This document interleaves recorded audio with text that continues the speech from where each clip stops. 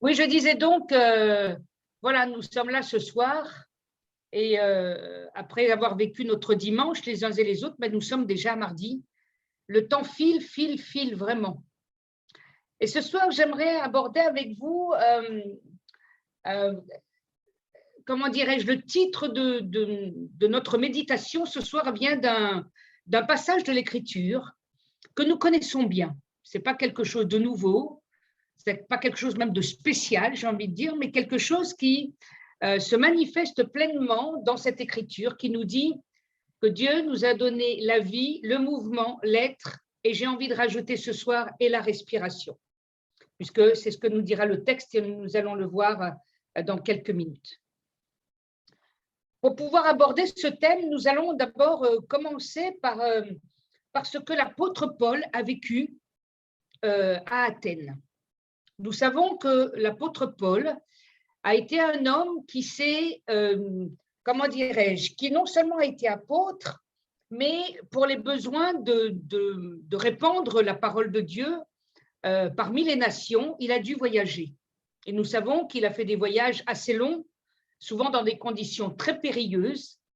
Et voilà qu'à un moment donné, il va se trouver à Athènes, un endroit que nous connaissons pour des raisons que nous allons rappeler ce soir à nos cœurs, mais que nous connaissons bien.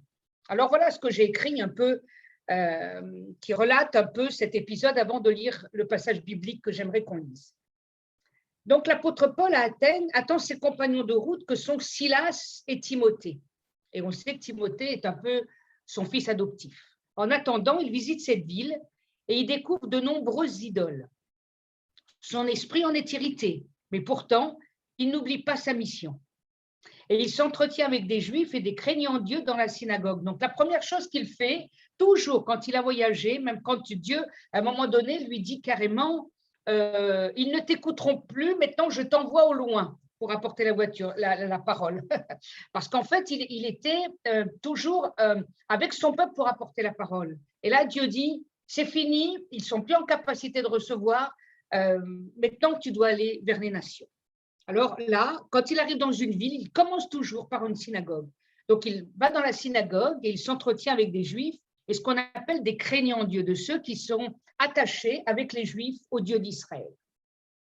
Et outre de faire cela, chaque jour, il va sur la place publique et discute avec tous ceux qu'il rencontre. Alors, ça m'a fait penser, avant que n'arrive le Covid, en Angleterre, dans un parc très connu, régulièrement, il y a des gens, tout d'un coup, qui se mettent de manière à être vus, et puis ils discutent sur certaines choses, ou ils proclament certaines choses. Alors, ça peut être bien évidemment l'évangile, mais ça peut être de la politique, ça peut être une opinion, je ne sais pas, sur la société ou sur les besoins de comment on vit, etc. Et ça fait un attroupement, mais c'est tout à fait toléré en Angleterre. Ce n'est pas quelque chose de particulier, c'est tout à fait toléré. Donc, ça m'a fait vraiment penser à cela, où sur une place publique, tout d'un coup, tu exposes clairement les choses. Et là, c'est ce qu'a fait l'apôtre Paul. Il expose sur la place publique, il discute avec tous ceux qu'il rencontre, bien évidemment, de sa foi.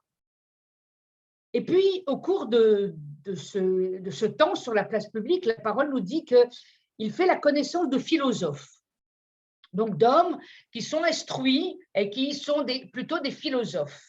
Et devant ces propos, les propos de l'apôtre Paul, il lui propose d'aller à l'aéropage, donc à un endroit spécifique, pour comprendre quelle est cette nouvelle doctrine qu'il enseigne. Comment dirais-je, ils sont assez surpris de ce qu'il enseigne. Il parle de la mort, de la résurrection, des choses qu'ils n'ont jamais entendues. Et donc, Athéniens et étrangers passaient leur temps pour dire ou écouter des nouvelles, donc sur cet endroit que nous appelons l'aéropage. Donc, on récapitule ce que je viens de dire. L'apôtre Paul est à Athènes. Il attend deux compagnons de route que sont Silas et Timothée, parce qu'en attendant, ils ont été ailleurs, ils doivent le rejoindre. Et malgré ce qu'il découvre les idoles, l'apôtre Paul fait son travail. Premièrement, il va dans les synagogues pour parler de ce Dieu qu'il aime, et sur la place publique jusqu'à ce que des gens du pays, des philosophes, lui proposent d'aller à un endroit pour pouvoir discuter de ces choses. Et voilà ce que nous dit maintenant la parole de Dieu dans Actes 17, versets 22 à 28a. Je répète, Actes 17, à partir du verset 22 jusqu'à 28a. Paul, debout au milieu de l'aréopage, dit « Hommes athéniens, je vous trouve à tous égards extrêmement religieux, car en parcourant votre ville et en considérant les objets de votre dévotion, j'ai même découvert un autel avec cette inscription à un Dieu inconnu. Ce que vous révérez sans le connaître, c'est ce que je vous annonce. Le Dieu qui a fait le monde et tout ce qui s'y trouve, étant le Seigneur du ciel et de la terre, n'habite point dans des temples faits de mains d'hommes. Il n'est point servi par des mains humaines, comme s'il avait besoin de quoi que ce soit, lui qui donne la vie à tous, la vie, la respiration et toutes choses.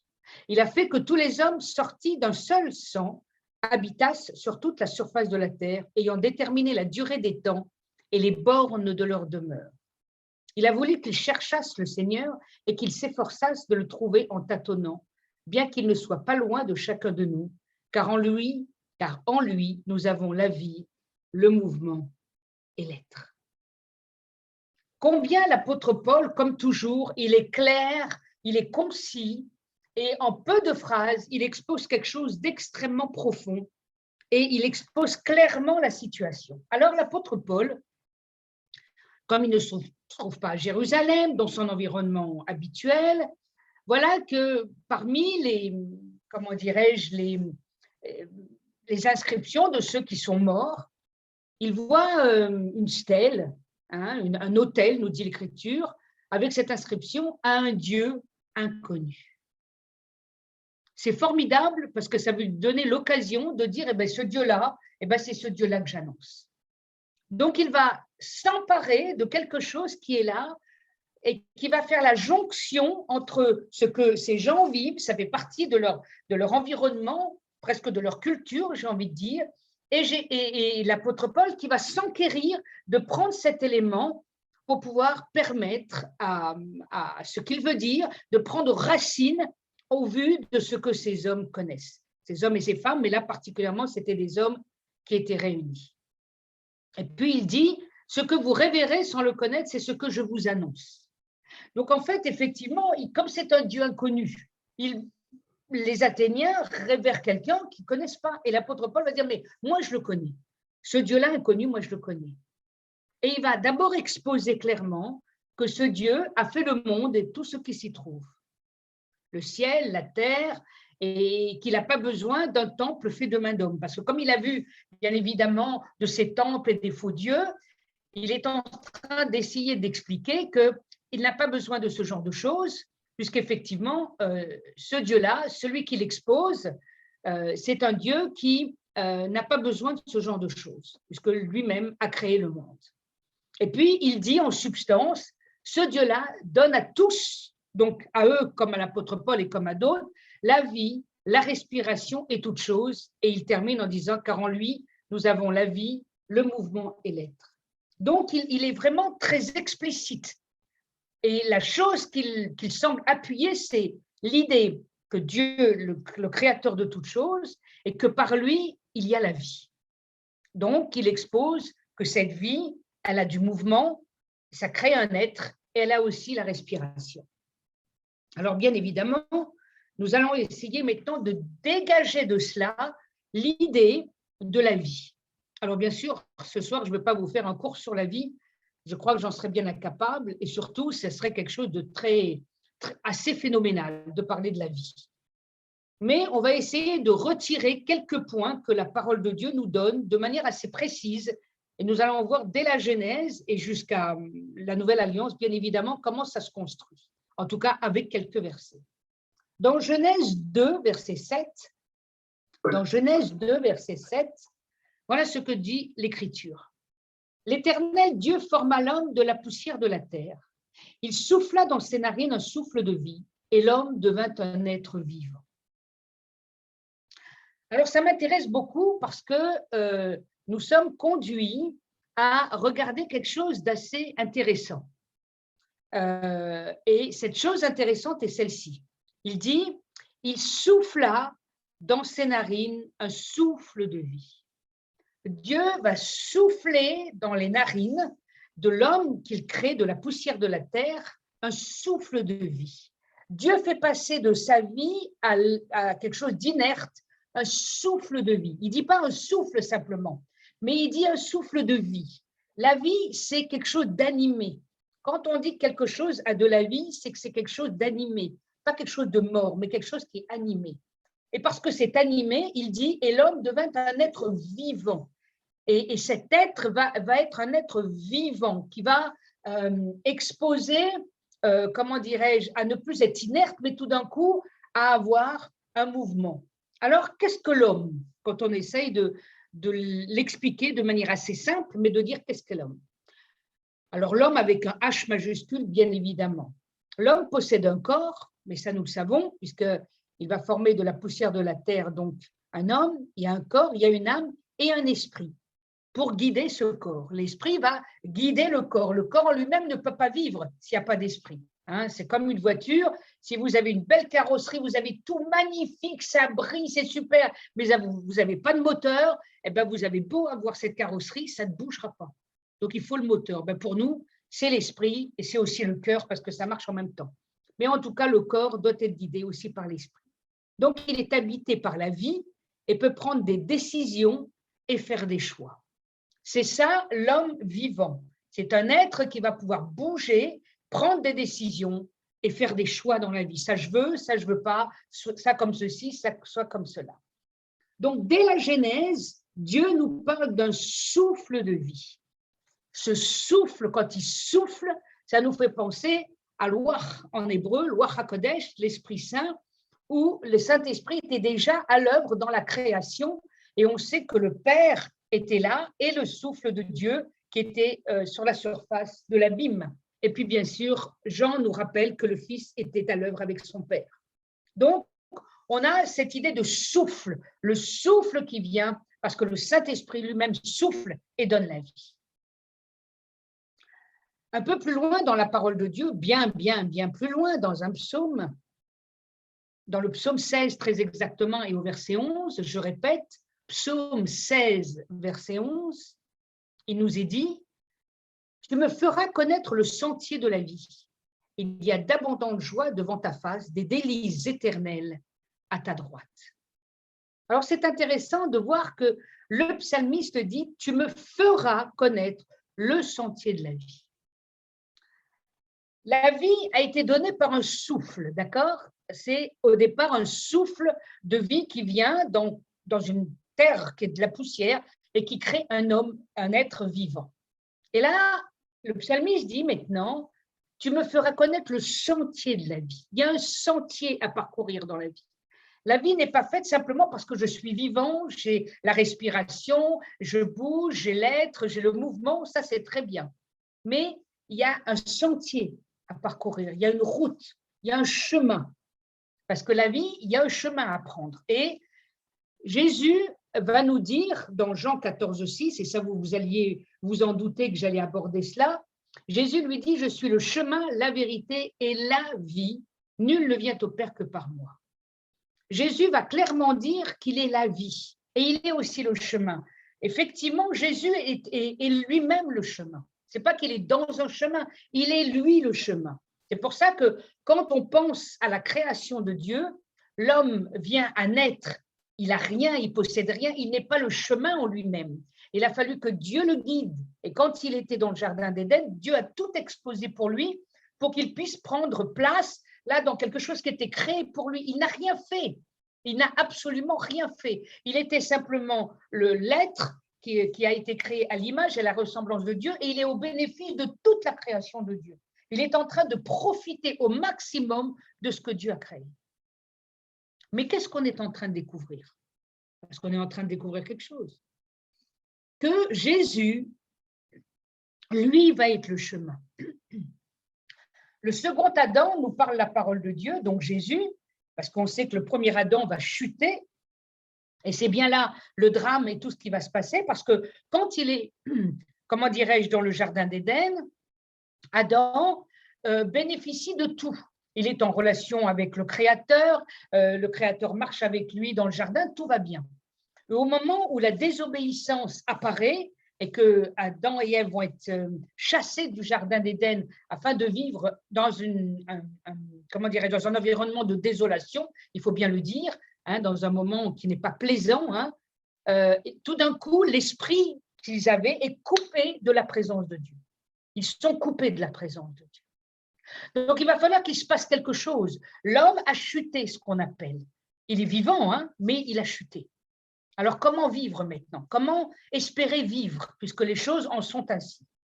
Alors, la parole de Dieu nous dit, quand le second Adam vient, qui va être là pour amener justement la vie, mais pas cette vie simplement physique que l'homme avait, mais cette vie qui va dépendre du chemin qu'est Jésus pour conduire l'homme à la vraie vie, celle qui va être une vie spirituelle. Nous avons la vie physique, nous avons la vie spirituelle, et les deux sont complémentaires. L'une n'est pas détachée de l'autre. C'est pour ça qu'il dira, Jésus lui dit, je suis le chemin, la vérité et la vie, nul ne vient au Père que par moi. C'est-à-dire qu'il permet que l'homme reconnecte avec le Créateur. Quand Adam a chuté, il était déconnecté de son Père, il n'avait plus contact avec lui. Tout d'un coup, il a vécu une vie sans la présence de Dieu. Comment suivre un chemin? Où aller? Où est le bien, le mal?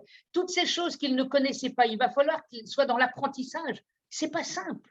C'est pas simple. Comment renouer avec Dieu? Il n'a pas de moyens en lui-même. Il a certes le mouvement, l'être, il a même la respiration, mais il est coupé de la source de la vie. Dieu était sa source. Dieu était sa source. Alors, quand Dieu, dans sa miséricorde, au temps marqué par lui, il envoie son Fils, il recrée la source, il redonne la source aux hommes. Alors, il dit, je suis le chemin, la vérité et la vie, nul, c'est-à-dire personne, ne vient au Père que par moi. Il reconnecte au Père la vie que le premier Adam avait et qui a été coupée à cause de la séparation et de la désobéissance. Dans Matthieu 6, 25, que nous connaissons bien, mais c'est toujours pour montrer les passages qui nous parlent de la vie. C'est pourquoi je vous dis, ne vous inquiétez pas pour votre vie, de ce que vous mangerez, ni votre corps, de quoi vous serez vêtu. La vie n'est-elle pas plus que la nourriture et le corps plus que le vêtement? Ne vous inquiétez pas pour votre vie. C'est intéressant. Il ne dit pas, ne vous inquiétez pas simplement de votre corps ou de, comment dirais-je, de vos cheveux ou je ne sais trop quoi, enfin bref, de la personne que vous êtes, de votre apparence. Il parle, ne vous inquiétez pas pour votre vie. Donc, il parle de la totalité de la personne. Quand Dieu veut s'occuper de nous, quand Dieu veut intervenir dans notre vie, il ne dit pas, bah, écoute, moi je vais m'occuper que d'une partie, puis le reste, laisse tomber. Hein. Ce n'est pas utile. Dieu s'occupe du corps, de l'âme et de l'esprit. Ne vous inquiétez pas pour votre vie entièrement. Donc, c'est pour ça qu'il parlera du manger, du corps, du vêtement, bien évidemment, et puis de tout ce qui fait notre personne. La vie, c'est aussi l'âme et l'esprit. Donc, toute cette vie qui avait été, comment dirais-je, séparée de Dieu, va retrouver le chemin de Dieu. Et pour retrouver le chemin, il faut que j'apprenne à faire confiance à Dieu. Et dans cette attitude de confiance, donc ça veut dire le mot foi, hein, confiance vient aussi du mot foi, donc cette attitude de foi, c'est à ne pas vivre dans l'inquiétude. Si je commence à vivre dans l'inquiétude, je suis en train de me séparer des choses que Dieu a prévues pour ma vie au travers du second Adam. C'est le second Adam qui va rétablir la connexion avec le Père et avec la vie. Et pour que je sois connecté à la vie, il faut que je trouve ce chemin de la vie. Et qu'est-ce que nous a dit Jésus? Jésus lui dit, je suis le chemin, la vérité et la vie. Il n'y a rien à faire. On est la vie. Enfin, le Seigneur est la vie, pardon. Un peu plus loin, dans Matthieu 7, versets 13 à 14, là encore un texte bien connu, il dit, entrez par la porte étroite, car large est la porte, spacieux est le chemin qui mène à la perdition, et il y en a beaucoup qui entrent par là. Mais étroite est la porte, resserrez le chemin qui mène à la vie, et il y en a peu qui les trouvent. Encore une fois, le chemin, on sait qu'il est le chemin qui mène à la vie. il y a un chemin de vie. Il y a un chemin de mort, et on verra plus tard, il y a un chemin de vie. Et là, c'est ce que nous propose la parole de Dieu. Matthieu nous montre très clairement. Vous savez, j'ai remarqué quelque chose d'assez étonnant dans la parole de Dieu. En fait, Dieu parle en binôme constamment. Il parle toujours de ce qui est négatif ou de ce qui est, en tout cas, en opposition aux choses de Dieu, et puis de ce qui est de Dieu. Et le Seigneur va travailler comme ça, toujours en binôme. Quand il parle de sagesse, il parle toujours de sagesse et d'intelligence. C'est un binôme, et j'en ai trouvé plein d'autres comme ça, des binômes. Et là, il a aussi, comment dirais-je, des chemins, et il en parle de deux. Il parle de deux chemins, un chemin spacieux et un chemin étroit. Et souvent, le Seigneur ne nous propose pas ce qui paraît à l'évidence spacieux, mais plutôt ce qui va être étroit. Parce que dans cette étroitesse de choses, en fait, va se trouver la vraie vie. Alors, c'est pour ça qu'il dit, entrez par la porte étroite. Il te fait, c'est l'impératif, entrez par la porte étroite. Et il explique, car large est la porte, spacieux le chemin qui mène à la perdition. Il le dit clairement, spacieux est le chemin qui mène à la perdition. Il est pourtant large, on a de l'espace, on peut marcher sans être inquiété des autres, sans être bousculé, avec, je ne sais pas, mes bagages, tout ça. Il dit, mais pourtant, ça mène à la perdition. Et il y en a beaucoup qui entrent par là. Donc, il expose ce chemin spacieux qui semble avantageux, pourtant mener à la perdition, et en fait, malheureusement, beaucoup l'empruntent, parce que justement, il semble tellement agréable à la vue. Mais il dit, mais étroite est la porte. Resserrez le chemin qui mène à la vie, et il y en a peu qui les trouvent. Resserrez le chemin qui mène à la vie. Dieu, quand il nous propose quelque chose, ce n'est pas qu'il veut qu'on soit les trois, mais il veut montrer que ce n'est pas à l'évidence ce qui semble large, spacieux, avec de l'aisance, qui pourtant est la chose essentielle pour nos vies. Dieu veut nous apprendre finalement que tout ce qui semble peut-être petit, qui nous place dans une perspective, oui, d'étroitesse peut-être éventuellement, et pourtant, ce chemin qui semble étroit mène à la vie. Donc, vous voyez, il faut faire attention à l'apparence des choses. L'apparence des choses peut être tout à fait trompeuse. Elle nous met dans une position où on croit que ça nous mène à du bon et parfois, peut-être pas tout le temps, mais ça nous mène à du mauvais. J'aimerais maintenant qu'on aille un peu plus loin sur la vie et on va voir, il y a un mot qui va s'ajouter à la vie et je suppose que vous savez quoi. Alors, on va prendre pour cela un passage prophétique dans Ésaïe 53 au verset 10. Ésaïe 53 au verset 10. Ésaïe 53 au verset 10. C'est un texte assez bouleversant. Il a plu à l'Éternel de le briser par la souffrance. 3 points de suspension. Après avoir livré sa vie en sacrifice pour le péché, il verra une postérité et prolongera ses jours. Et l'œuvre de l'Éternel prospérera entre ses mains. Combien ce texte est pourvu de choses surprenantes. D'abord, il nous expose quelque chose de très important. Il a plu à l'Éternel de le briser par la souffrance. Alors, est-ce que Dieu a pris plaisir à voir son fils souffrir? Niet, bien évidemment que non. Mais il a exposé son fils parce qu'il devait prendre la place de l'agneau pascal. Il devait être l'agneau pascal. Il fallait que le sang soit versé et qu'il meure. Il montre par sa vie, sa mort. Il fallait constater sa mort pour pouvoir expier le péché de l'homme. N'oubliez pas que Christ a satisfait à la justice de Dieu. C'est une question de justice. Ce n'est pas une question de manière de mourir. C'est une question de justice. Pour rendre justice, il faut que le sang soit versé pour que ensuite le péché soit ôté. Dans l'Ancienne Alliance, le péché est découvert. Dans la Nouvelle Alliance, le péché est ôté, c'est-à-dire qu'on ne le voit plus. Il est enlevé. Donc, il a plu à l'Éternel de le briser par la souffrance, parce que quelle souffrance. Mais voilà ce qu'il dit ensuite. Après avoir livré, donc c'est fait volontairement, hein, on ne lui a pas pris sa vie. Il a donné, d'ailleurs c'est ce que dit l'évangile de Jean, hein, il a donné sa vie. Hein. Personne ne lui a ôté sa vie. Il la donne volontairement, il peut la donner et la reprendre, dit l'Écriture. Donc après avoir livré sa vie en sacrifice pour le péché, donc il expose bien que ce sacrifice est pour le péché de l'homme, pas pour ce péché à lui, puisque nous savons que Jésus était sans péché, quelle est la conséquence de cet acte d'amour invraisemblable pour l'humanité? Il verra une postérité et prolongera ses jours. Alors on peut se poser la question, quelle est cette postérité? C'est tout simplement nous. Tous ceux qui ont cru en Christ depuis le 1er siècle, bien évidemment, ça n'est pas arrivé à nous, ça fait 20 siècles que ça dure, mais Dieu a créé une postérité, pas des postérités, c'est une postérité, parce que nous descendons d'un même Messie, d'un même Dieu, donc il n'y a qu'une seule postérité. D'ailleurs, la Bible nous dit que maintenant on a le même Père, il va vers son Dieu, notre Dieu, vers son Père, notre Père. Donc il verra une postérité et prolongera ses jours, c'est-à-dire qu'en nous, Dieu fait prolonger la vie de sa fils en nous. C'est pour ça que quand on parle de Dieu à des gens, même quand ils nous invectivent, qu'ils sont violents avec nous, ce n'est pas contre nous, puisqu'ils ne nous connaissent pas. En fait, en réalité, c'est Dieu en nous qui ne leur convient pas. C'est ce Dieu qui est en nous qui expose clairement qu'ils sont pécheurs. Et ça, c'est parfois insupportable pour certains. Donc, nous sommes la postérité de Dieu et avec nous, Dieu prolonge ses jours. Et puis, il termine en disant, et l'œuvre de l'Éternel, donc cette œuvre incroyable qu'il a fait, prospérera entre ses mains.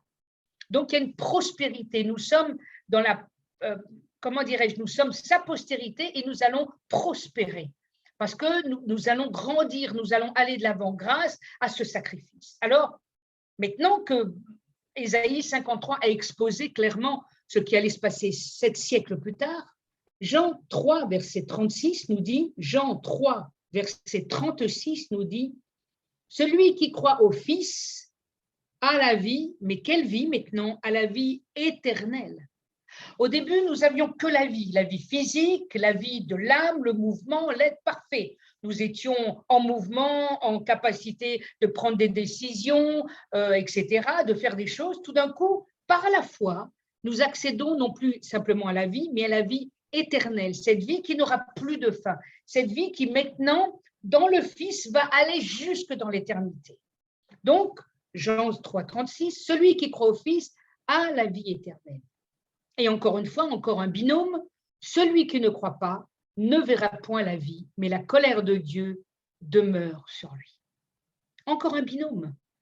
Il expose, tu as la vie si tu crois, tu n'as pas la vie si tu ne crois pas. Ça nous semble évident, mais il fallait l'écrire. Parce que ça peut créer de la confusion. Pourquoi Dieu semble tellement facile, abordable? Parce qu'avec Dieu, c'est abordable. Dieu dit, c'est pile ou face. Il n'y a pas une troisième chose qui va venir. C'est soit tu as la vie, soit tu as la mort. Soit tu crois, soit tu ne crois pas. C'est clair. Et souvent, on dit, mais oui, mais si tu fais ça, quand même, ça va venir. Non, non, non. Tout ça, c'est des rajouts humains. Ce n'est pas parce que tu vas faire un bien particulier à quelqu'un que tu vas mériter mieux. Ce n'est pas parce que tu as donné une somme d'argent X que tu vas mériter mieux. Rien de tout ça. Ton salut dépend de ta foi, uniquement. Il y a juste la foi qui va t'amener dans la présence de Dieu, dans ce chemin étroit, puisque nous l'avons lu tout à l'heure. Donc, encore un binôme. Celui qui croit la vie, celui qui ne croit pas n'a pas la vie.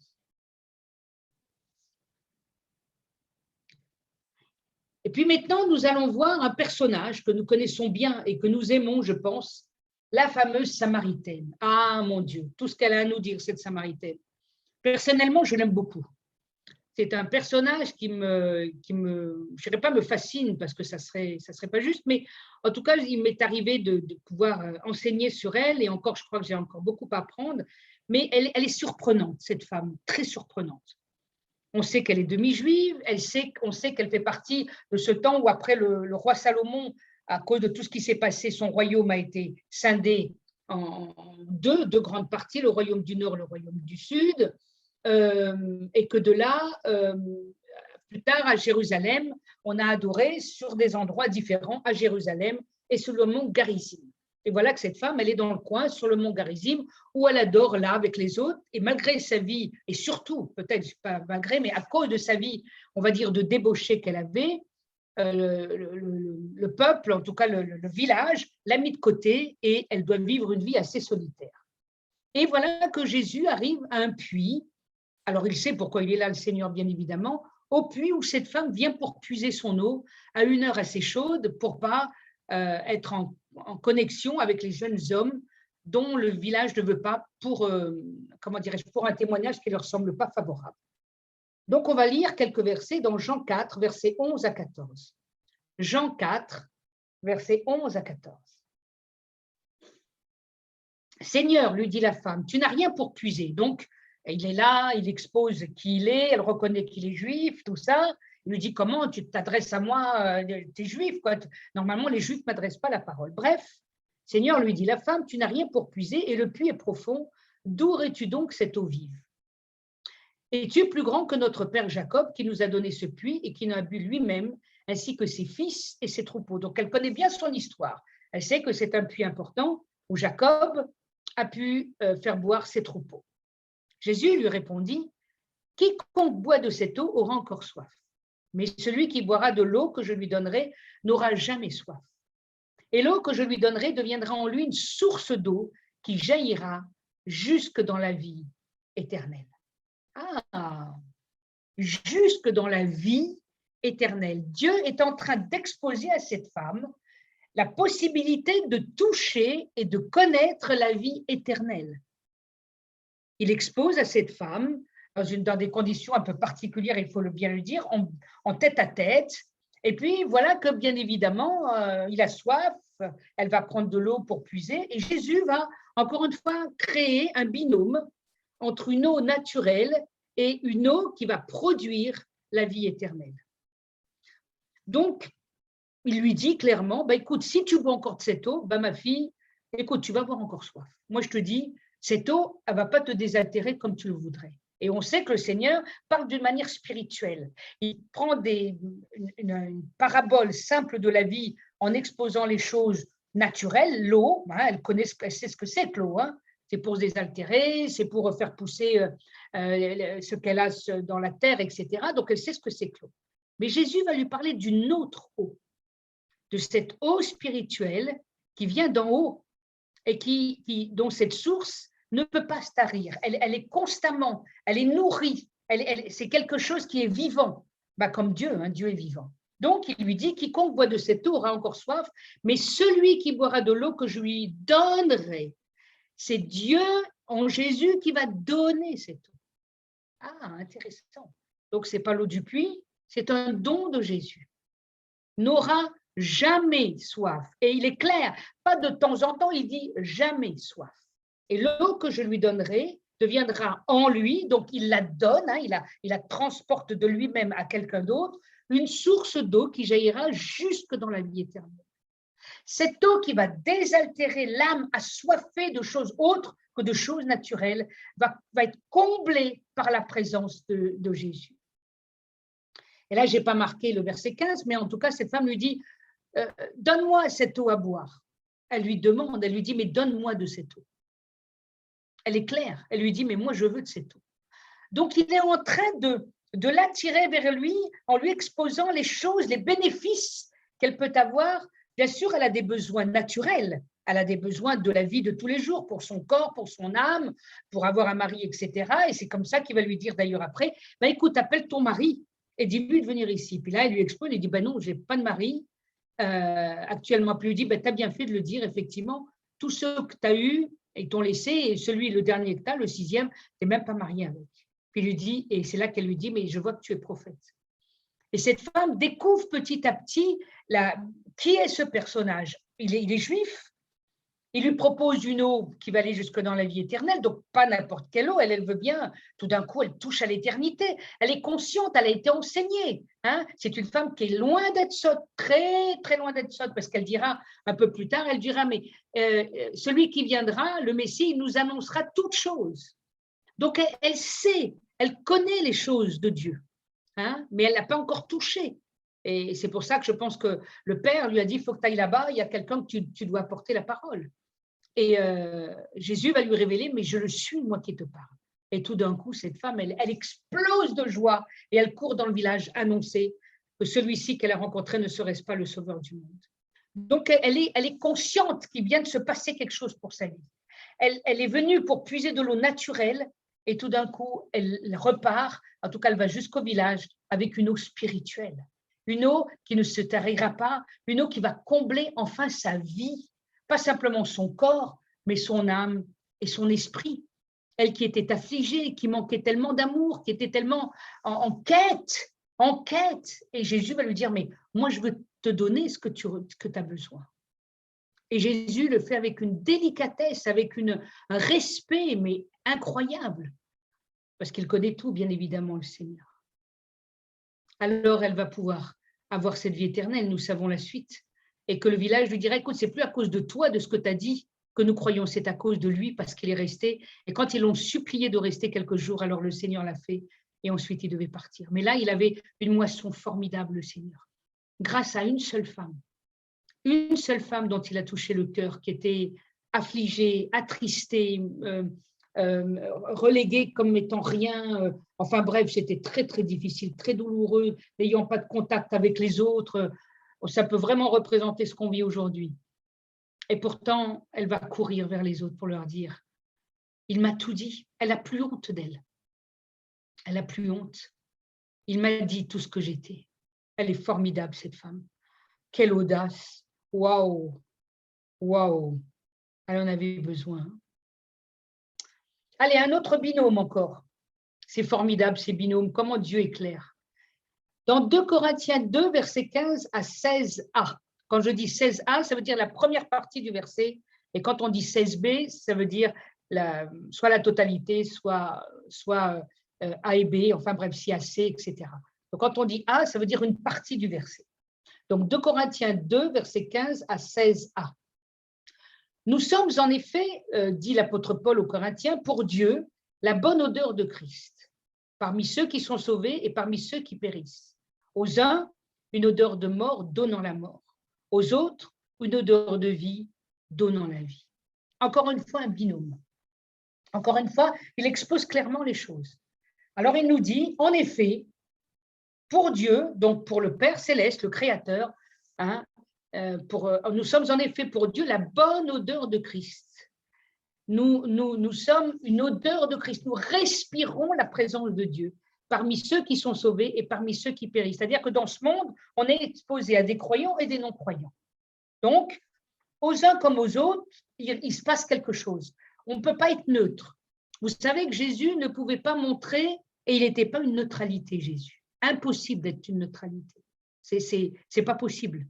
On était exposé avec Jésus, soit on l'aimait, soit on le détestait, soit on voulait sa mort, enfin bref, il se passait des choses terribles. Le peuple voulait de lui parce qu'il donnait ce qu'ils avaient besoin, mais plus que ça, il enseignait, et pas comme les scribes, les pharisiens, parce que la Bible nous dit qu'il enseignait comme ayant autorité. Il sentait une autorité sur lui, quelque chose de puissant qui venait de lui, qui débordait même, j'ai envie de dire, de lui. Donc, nous sommes la bonne odeur de Christ parmi ceux qui sont sauvés et parmi ceux qui périssent. Donc, il est clair.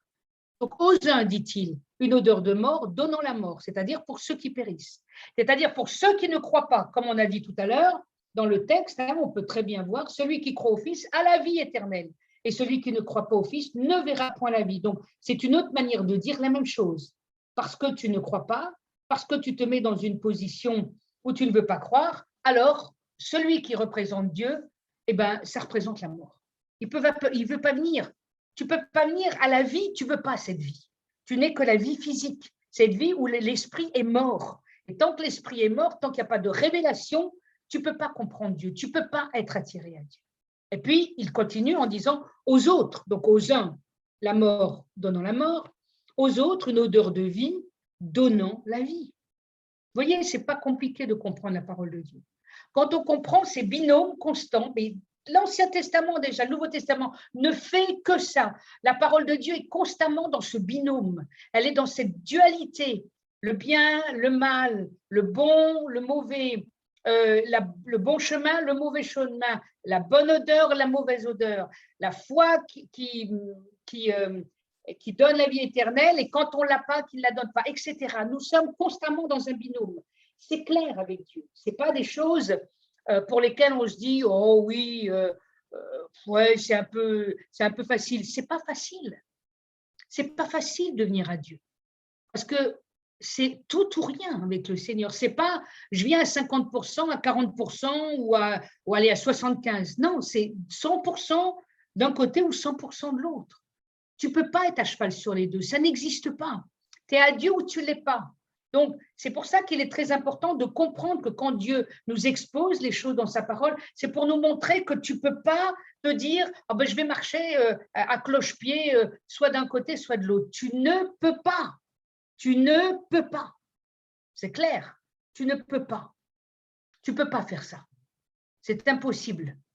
Il te faut comprendre que tu dois clairement être dans une position où il te faut comprendre qu'il faut venir à Dieu à 100%. Et ça, c'est important. J'aimerais maintenant terminer mon enseignement, en tout cas notre méditation de ce soir, dans un dernier texte qui nous est donné encore. Non, il y en a deux, enfin surtout un, parce que le dernier, c'est pour conforter ce qu'on va dire. 2 Corinthiens 4, versets 6 à 11. 2 Corinthiens 4, versets 6 à 11. 2 Corinthiens 4, versets 6 à 11.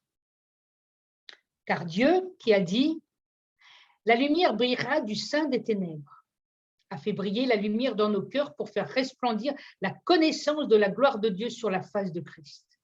Nous portons ce trésor, donc le trésor de Christ, dans des vases de terre, nous sommes, nous, des vases de terre, afin que cette grande puissance soit attribuée à Dieu et non pas à nous.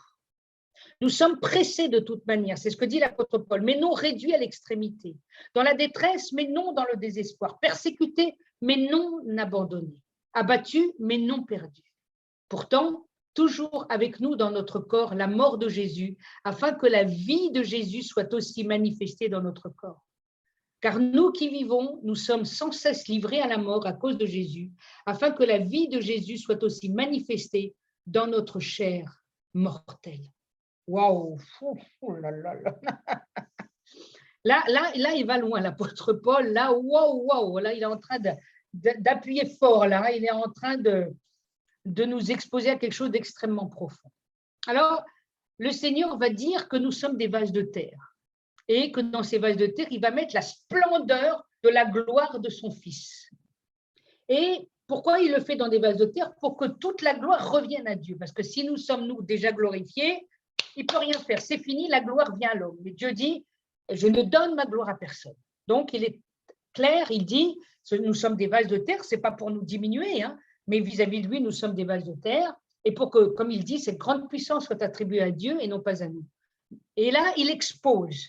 Voilà dans quelle situation il se trouve, lui et même ses compagnons, mais surtout lui, pour amener la vie à d'autres. Il dit, nous sommes pressés de toute manière, mais non réduits à l'extrémité. C'est-à-dire que quand tu travailles pour Dieu, il y a une pression du Saint-Esprit. Le pressoir à huile, quand on fait sortir de l'huile, en fait, vous savez, vous connaissez le tire-bouchon, les anciens tire-bouchons. On tourne et ça fait comme une vis. Ça fait, je ne sais pas, on dit une patte de vis, je ne sais pas exactement le terme, ça fait des gros sillons et on tourne et on tourne. Et c'est ça en fait, le pressoir à huile, on tournait pour faire ressortir l'huile. Et c'est ce qu'il dit en fait. Nous sommes pressés de toute manière, mais non réduits à l'extrémité. Le Saint-Esprit presse les choses pour que la vie de Dieu qui est en Paul aussi aille sur les autres pour qu'ils croient. Alors il expose, il dit, voilà pourquoi on est pressé. Dans la détresse, mais non dans le désespoir. C'est-à-dire que parfois, il a été mis à rude épreuve sur la terre, dans le bateau, parmi les religieux, les croyants, les incroyants, enfin bref, par tout le monde. Donc, il a été parfois dans la détresse, parce que quand on est laissé pour mort, je peux vous dire que c'est de la détresse, puis pas de la détresse que physique, parfois aussi respiratoire, etc. Donc, c'est une vraie détresse. Mais non dans le désespoir, parce qu'il savait que son espérance était en Dieu. Persécuté, oui, il l'a été, mais non abandonné. Comme le Seigneur dira lui-même, vous n'avez pas pu prier 1 heure avec moi, mais je ne suis pas seul, le Père est avec moi. Donc Jésus expose clairement lui-même qu'il n'est pas abandonné. Même si en apparence, il est tout seul, il est en train de vivre le calvaire et il va vivre le calvaire. Alors l'apôtre Paul dit, à l'instar de celui qu'il aime et dont il est, comment dirais-je, un exemple, Jésus est un exemple pour lui et lui va être un exemple pour nous, persécuté, mais non abandonné. Abattu, mais non perdu. Donc, le Seigneur a fait qu'il est un chemin pour l'apôtre Paul. Il ne peut pas se perdre. C'est vrai que la vie n'est pas simple. Quand on expose sa vie à Christ, ça ne veut pas dire que les petits oiseaux, tout va bien. C'est absolument faux. Ça n'existe pas. De tout temps, depuis l'histoire en tout cas on va dire de la Nouvelle Alliance, on va dire du 1er siècle à partir de Jésus, tous ceux qui ont cru en Christ ont subi bien souvent des déboires très, très douloureux.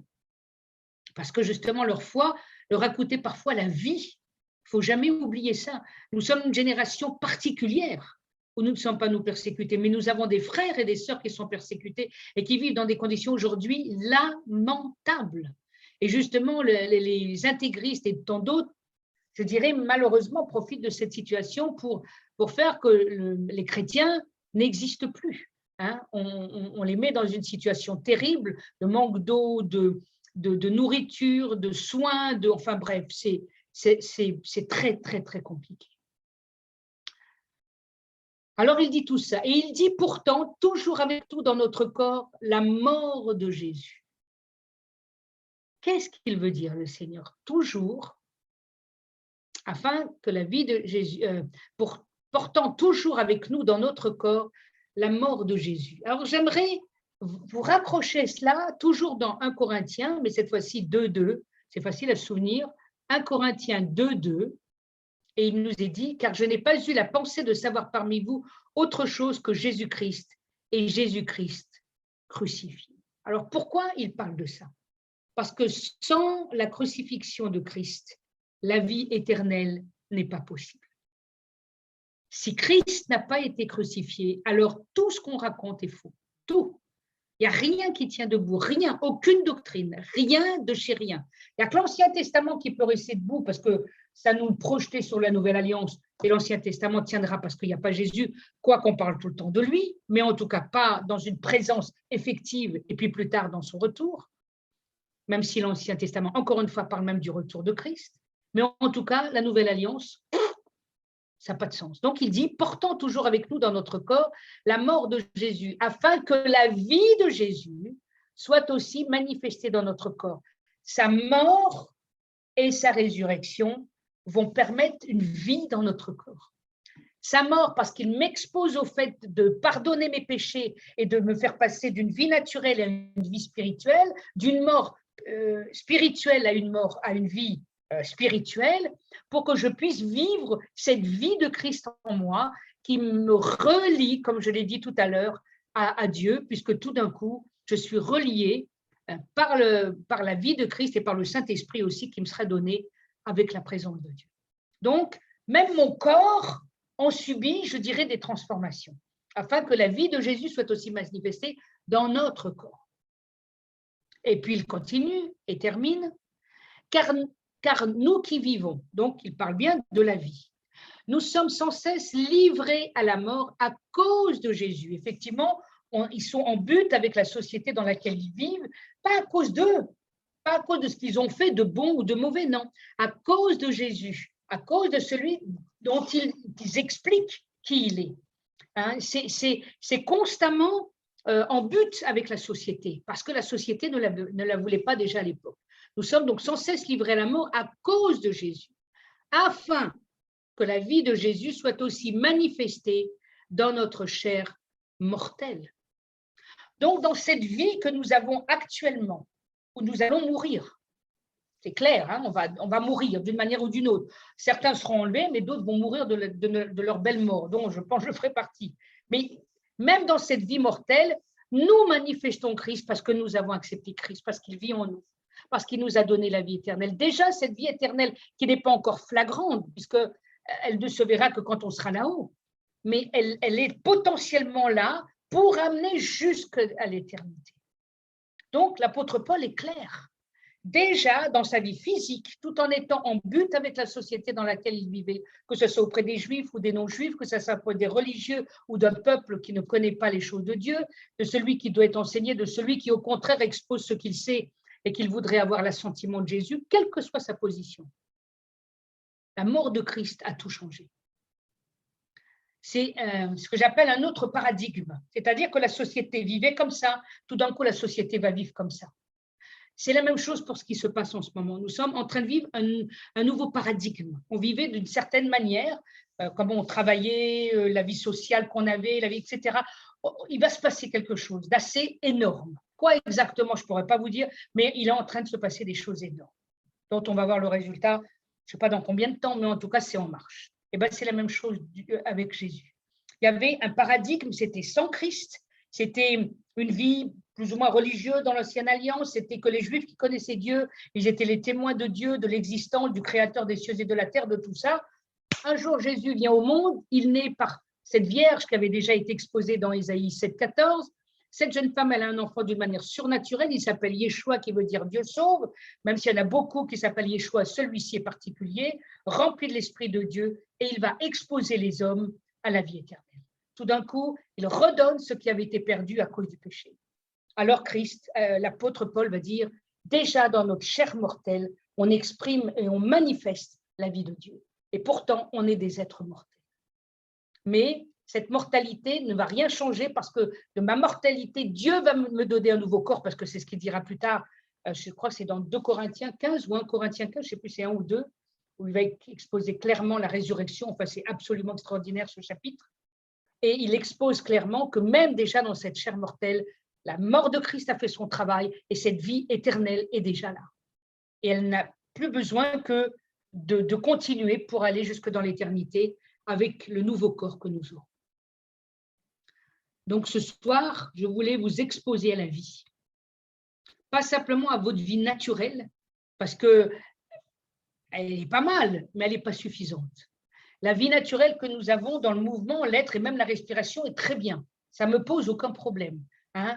Mais Dieu a soufflé dans le premier homme, de la poussière de la terre, il a soufflé la vie. Et il est devenu un être vivant.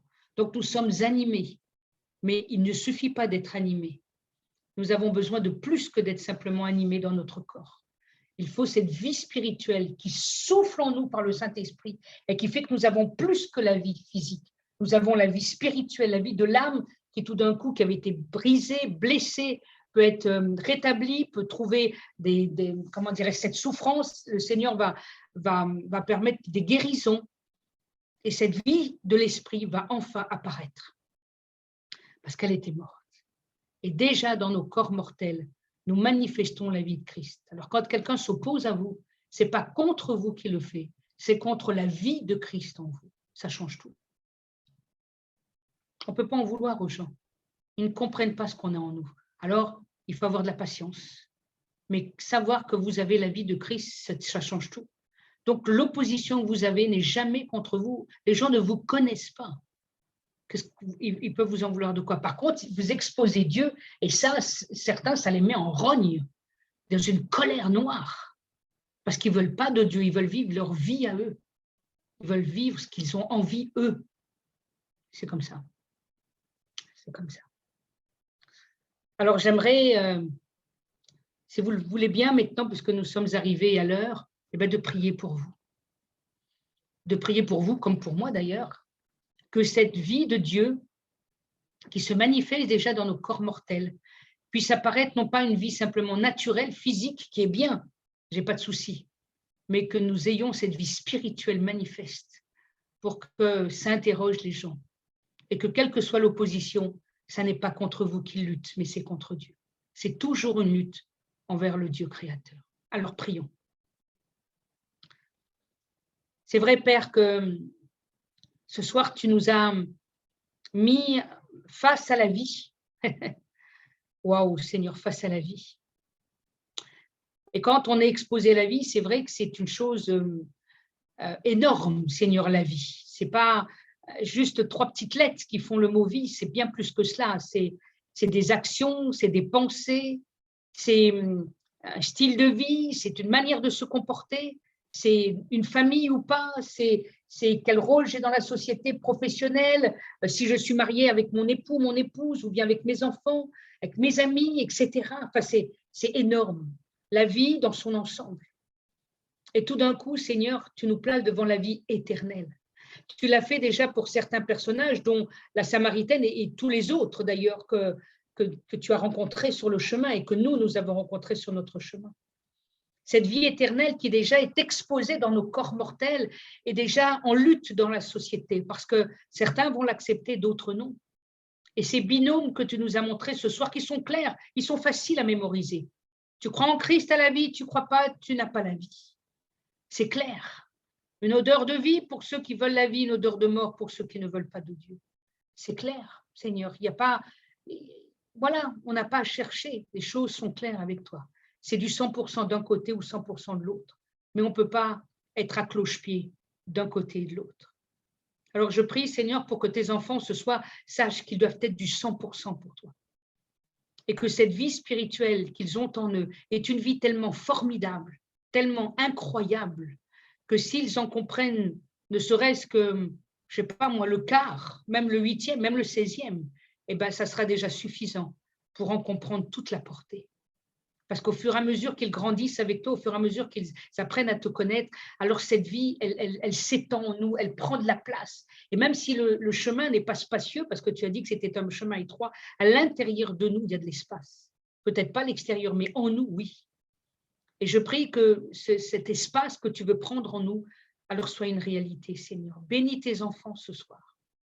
Au-delà de ceux qui m'ont écouté, que cet enseignement aussi, elle doit être sur YouTube ou ailleurs, Seigneur, qu'elle puisse exposer les autres à dire, mais Dieu les aime.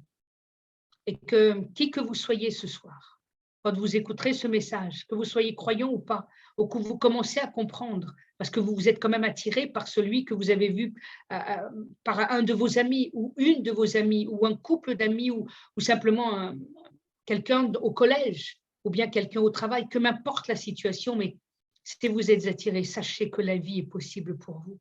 Pas simplement la vie physique, mais la vie spirituelle. Et que de cette dégradation que vous avez peut-être connue, alors Dieu veut vous dire qu'il veut vous rétablir. Vous rétablir dans une vie formidable, une vie qui vaut la peine d'être vécue. Et tout d'un coup, quand la puissance de Dieu, du Saint-Esprit vient, alors elle vous éclaire sur la vie réelle que vous avez vécue et que celle-ci, vous voulez vite l'abandonner parce que la vie de Dieu vaut vraiment la peine d'être vécue. Alors, Seigneur, ce soir, que tu nous bénisses et que tu nous gardes, parce que ce qu'a exposé l'apôtre Paul est tellement profond qu'il ne s'est pas gêné à l'exposer clairement. Et que lui, qui a été un homme qui a été instruit au pied de Gamaliel, un des étudiants les meilleurs de son époque, il a su exposer clairement, comme il dit lui-même, mon évangile. Et c'est vrai que c'est son évangile, parce que tout ce qu'il a écrit, bien sûr inspiré du Saint-Esprit, mais c'est lui qui l'a écrit. Alors, Père, nous proclamons ce soir que l'évangile de Paul, qui est inspiré bien sûr de Dieu et qui vient de Dieu, est accessible à nos cœurs et à nos vies, et que nous pouvons faire confiance, parce que Dieu ne triche pas. Quand il dit une chose, il dit la chose et son contraire pour bien exploiter le fait que c'est du 100% d'un côté et de l'autre. Alors, merci de nous aimer à ce point-là, d'avoir donné ta vie aussi à 100%. Tu l'as exposé jusqu'au bout, Seigneur. C'est pour ça que Paul aura pu dire, je ne veux savoir parmi vous que Christ crucifié. Parce qu'il savait que par la crucifixion, la vie éternelle nous était accessible. Alors que ton nom soit glorifié ce soir, dans le nom de Jésus. Amen.